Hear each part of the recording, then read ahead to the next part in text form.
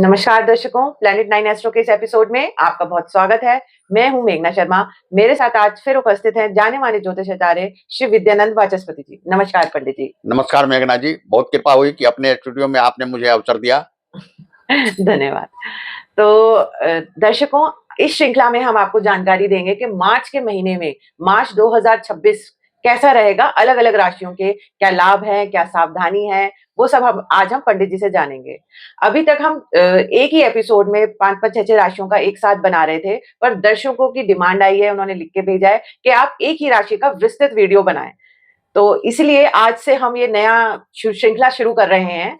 इसमें पंडित जी एक राशि के ही बारे में अच्छे से आपको जानकारी देंगे, तो आप ध्यान से जरूर सुने। तो पंडित जी आइए शुरुआत करते हैं मेष राशि से कि मेष राशि का 2026 मार्च का महीना कैसा रहेगा। मेष राशि का स्वामी मंगल 11वें भाव के कुंभ राशि में स्थित है जी। लग्न का स्वामी मंगल जब कुंभ राशि में 11वें भाव में, 11वां भाव आय भाव होता है जी, तो मेष राशि के व्यक्ति के भीतर उत्कंठा होगी कि अधिक से अधिक आय करें। अच्छा। अधिक से अधिक धन कमाएं जी। जिसके लिए मंगल साहसी ग्रह है, पराक्रमी ग्रह है। अपने साहस और पराक्रम से आय करने की प्रवृत्ति रखेंगे और कमाएंगे भी। राहु की स्थिति है मंगल के साथ आय भाव में, तो अनैतिक तरीके से भी आय का उपार्जन कर सकते हैं। तो आगे बताऊंगा क्यों इसमें सावधान रहना चाहिए। अच्छा। अनैतिक तरीके से आय न करें। जी जी जी। अब आ जाइए, हम आते हैं द्वितीय भाव। जी। द्वितीय भाव धन भाव होता है, परिवार भाव होता है, कुटुंब भाव होता है। द्वितीय भाव वृष राशि का है। वृष राशि का स्वामी शुक्र 12वें घर में उच्च के है जी। तो और 12वां घर विदेश का भी है, तो धन का उपार्जन अच्छे ढंग से करेंगे, ऊंचा धन प्राप्त होगा। अच्छा। लेकिन शुक्र 12वें घर में है जी। तो व्यय भाव भी 12वां घर है, तो जितना कमाएंगे खर्च उतना भी करेंगे ऐसो आराम पर। अच्छा, मतलब जितना कमाया उतना ही खर्चा होने की। अब यह आपके ऊपर निर्भर करता है कि आप इस खर्चे का नियंत्रण कितना कर सकते हैं। ग्रह तो कराएंगे जी। अब आपको जानकारी मिल गई, तो नियंत्रण कितना कर सकते हैं ये आपके ऊपर निर्भर है। जी जी। अब आ जाते हैं हम तृतीय भाव। जी। बुध की राशि है जी। बुध एकादश भाव में स्थित है और गुरु की स्थिति तृतीय भाव में है जी। और गुरु का 9वीं दृष्टि भी बुध पर है। अच्छा। तो तृतीय भाव तो शुभ हो गया जी।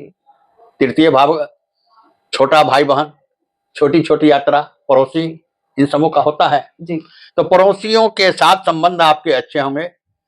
छोटे भाई बहनों का भी सहयोग प्राप्त होगा, लेकिन ध्यान रखिए कभी कभी भ्रामक स्थिति भी उत्पन्न होगी छोटे भाई बहनों में, कारण कि राहु का 5वीं दृष्टि गुरु पर पड़ रही है। अच्छा। ये भ्रम पैदा करेगा। अच्छा। तो इस भ्रम को दूर करते रहना चाहिए आपको जी, भ्रामक स्थिति नहीं रहे। अच्छा। बुध संचार का ग्रह है, वाणी का ग्रह है, तो छोटी छोटी यात्रा, संचार कौशल आपका अच्छा रहेगा। अपने संवाद से आप किसी को प्रभावित कर सकते हैं, आय का साधन बना सकते हैं, संवाद को आय का साधन बना सकते हैं जी। छोटी छोटी यात्राओं में भी लाभ होगी।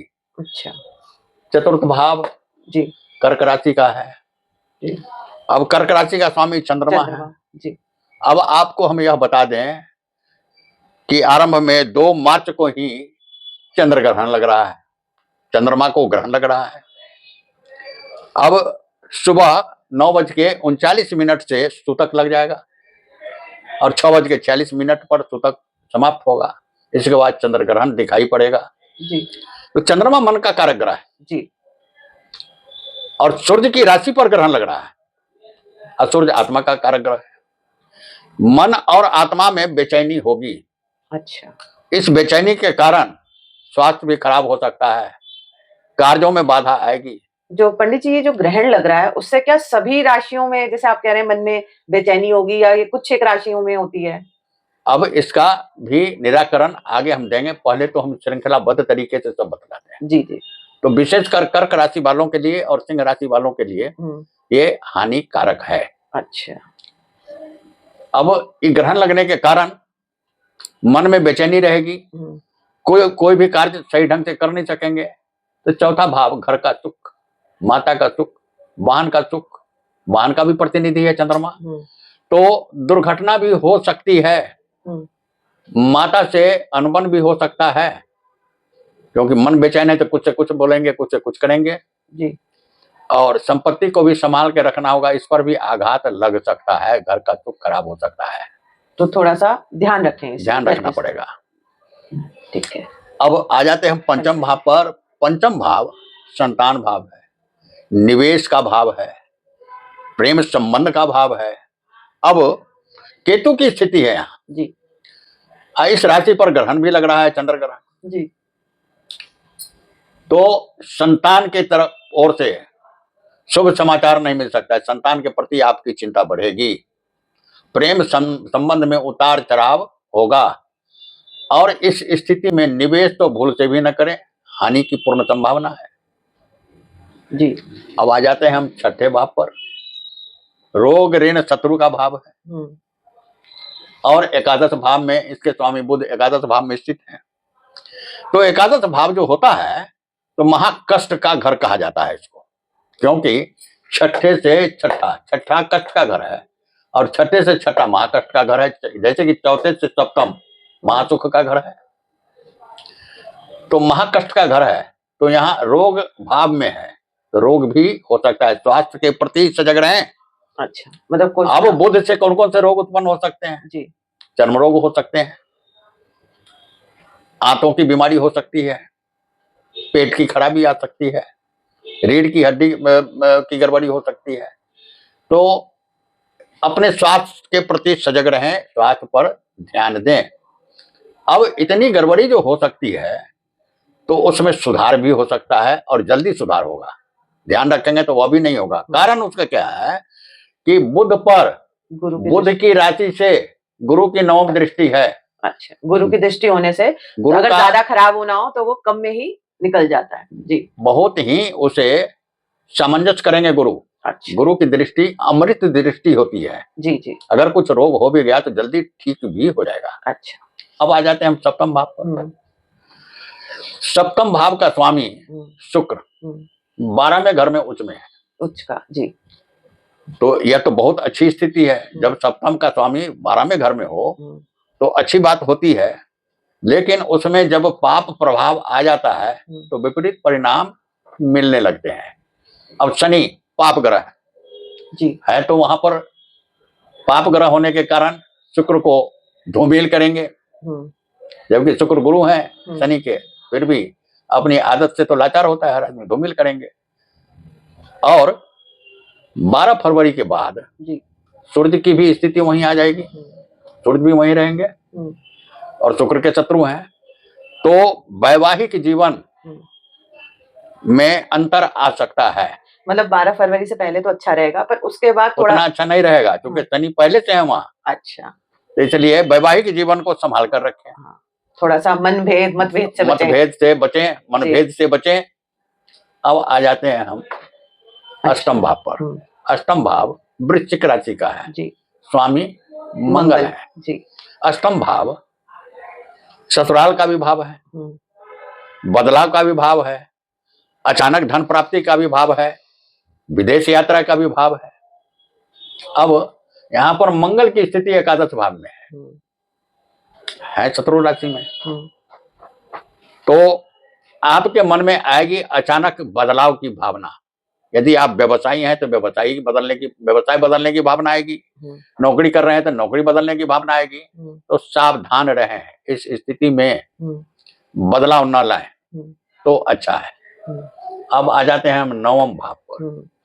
नवम भाव धनु राशि का है और धनु राशि के स्वामी बृहस्पति तृतीय भाव में है, जहां से सप्तम दृष्टि सीधी नवम भाव पर पड़ रही है जी। अब नवम भाव तो पूरा सक्रिय है जी जी। जब गुरु ऐसे भी गुरु की दृष्टि अमृत होती है और अपने ही राशि पर भाग भाव पर सक्रिय है, नवम भाव सक्रिय है, तो नवम भाव होता है धर्म का भाव, पिता का भाव, विदेश यात्रा का भाव। तो निश्चित रूप से पिता का सहयोग प्राप्त होगा। अच्छा, किंतु सूर्य की राशि पर ग्रहण लगने के कारण उसमें थोड़ा मतभेद हो सकता है, लेकिन इसके प्रति सावधान रहे, पिता को किसी प्रकार का कष्ट न दें। जी। धर्म के प्रति भी जागरूकता आपकी आएगी, बढ़ चढ़ कर भाग लेंगे, धार्मिक यात्रा भी दूर की करेंगे जी। और विदेश यात्रा का भी है, तो विदेश यात्रा का भी मन हो सकता है, कारण कि विदेश भाव में शुक्र की स्थिति है, तो हो सकता है कि आप ऐसो आराम पिकनिक के लिए विदेश यात्रा चले जाएं। लेकिन पहले बता चुके हैं कि धन का शुक्र की स्थिति, आप धन का संयोजन ठीक होना चाहिए। आय और व्यय में थोड़ा सामंजस्य बना के रखें। फिर आ जाते हैं हम दसम भाव। दसम भाव मकर राशि का है। दसम भाव कार्य भाव है। हम कार्य करेंगे तब आय होगा। एकादश भाव, जब ये कार्य भाव है और ज्योतिष का सिद्धांत है, जब कोई भी ग्रह अपने राशि से तीसरे भाव में हो तो यह भी राजयोग बनता है। अच्छा, इसका अर्थ है कि आपके कार्यों में वृद्धि होगी, नौकरी पेशा में वृद्धि होगी, लेकिन 12वें भाव में है तो खर्च भी वैसा ही करा देंगे। तो मैं बार बार ये चेतावनी दे रहा हूं मेष राशि वालों के लिए कि खर्च पर नियंत्रण रखे, नहीं तो आर्थिक स्थिति खराब हो सकती है, आर्थिक परेशानी हो सकती है। जी। अब आ जाता है एकादश भाव, कुंभ राशि। जी। कुंभ मतलब घड़ा होता है। घड़ा के अंदर पता नहीं क्या क्या चीज भरा होता है, तो मुंह खोलने पर देखा जा सकता है। तो ये शनि अपने से द्वितीय भाव में है। जी। जब कोई भी ग्रह अपने राशि से द्वितीय हो तो द्वितीय धन भाव होता है। अब दसम भाव से भी सिद्ध हो चुका है कि धन का आमदनी कराएंगे सर, और एकादश से भी सिद्ध हो रहा है कि ये आय का स्रोत खोलेंगे। तो एकादश भाव में सूर्य, बुध और राहु की स्थिति, मंगल की स्थिति जो है, ये बहुत ही शक्तिशाली योग है। अच्छा। लेकिन ये बहुत ही मतलब शक्तिशाली के अलावे भ्रामक स्थिति भी है। अच्छा। तो क्योंकि राहु यहाँ स्थित है तो कई जगह से आय का स्रोत को दे रहा है, यानी आय के, पर भ्रम भी उत्पन्न करेंगे राहु, भ्रम उत्पन्न करेंगे, आय के स्रोत तो बहुत खुलेंगे जी, आय करेंगे भी, उसके लिए आप परिश्रम भी करेंगे। लेकिन ध्यान रहे, राहु आपको अनैतिक तरीके से भी धन के उपार्जन का मनसा बना सकता है। ऐसा बनाने से क्या होगा कि शनि न्याय के ग्रह है जी, और धन पर तीसरी दृष्टि है, तो फिर ये जितना देंगे उतना ले भी लेंगे। अच्छा। तो दो बातें आ गई, धन का उपार्जन नैतिकता से कीजिए, और जो धन आवे तो उसे व्यय करने में सोच समझकर व्यय कीजिए जी। दो बातें आ गई है, अन्यथा आर्थिक परेशानी में पड़ सकते हैं। द्वादश भाव व्यय भाव, शुक्र यात्रा का भी ग्रह और शनि वायु का ग्रह, हवाई यात्रा कर सकते हैं, लेकिन सावधानी बरतें। सूर्य भी यहाँ है जी, तीनों ग्रह, सूर्य भी जब यहाँ है, सूर्य तो अग्निवत ग्रह है। इस स्थिति में सूर्य और शनि की मतलब मित्रता नहीं है जी। इस स्थिति में दुर्घटना भी हो सकती है। अच्छा। तो दो कारणों से अवॉइड करें लंबी दूरी की यात्रा, एक तो दुर्घटना और दूसरा धन का अपव्यय, इससे बचाना है। अच्छा, मतलब आप कह रहे हैं कि धन की खर्चे पे ध्यान रखें ताकि आपको परेशानी ना हो। वे आय तो होगी ही होगी, पर व्यय ज्यादा होने की संभावना है, तो उस पर जरूर ध्यान रखें, और अपने स्वास्थ्य पे भी ध्यान रखें ताकि कोई परेशानी ना आए, या लंबी सफर ना करें जिससे दुर्घटना वगैरह के भी योग है तो वो टल सके। स्वास्थ्य पर ध्यान रखेंगे तो रोग होगा नहीं, यदि ध्यान नहीं दिया रोग हो भी गया तो गुरु की ऐसी कृपा है कि जल्दी सब ठीक हो जाएगा। अच्छा दर्शकों, अभी हमने पंडित जी से जानकारी ली मेष राशि के दर्शकों के लिए मार्च 2026 का महीना कैसा रहेगा। उसमें पंडित जी ने कुछ सावधानियां बताई हैं, वो आप अवश्य ध्यान रखें। पंडित जी, आप हमारे दर्शकों को एक उपाय भी जरूर बताएं। अब देखिए, मेष राशि वालों के लिए सबसे अच्छा उपाय है हनुमान चालीसा का पाठ किया करें। ये सबसे बढ़िया उपाय है कि रोज एक पाठ हनुमान चालीसा का करें। बस। अच्छा, बढ़िया है। तो दर्शकों, पंडित जी ने बताया कि मेष राशि के जातकों को रोज हनुमान चालीसा का पाठ अवश्य करना चाहिए, तो कि उनका जीवन आसानी से, सुविधा अनुसार, मतलब सरल तरीके से चल सके। तो इसी जानकारी के साथ मैं इस वीडियो को समाप्त करती हूँ। अगर ये हमारा वीडियो आपको पसंद आया तो लाइक करें और हमारे चैनल को सब्सक्राइब जरूर करें। अगर आप इसमें कुछ ऐड करना चाहते हैं या कुछ बदलाव चाहते हैं तो आप कमेंट कर सकते हैं, हम आपकी बात जरूर ध्यान में रखेंगे। और अगर आप पंडित जी द्वारा जन्म कुंडली का विश्लेषण करवाना चाहते हैं तो नीचे दिए गए नंबर पर संपर्क करें। धन्यवाद। नमस्कार। नमस्कार।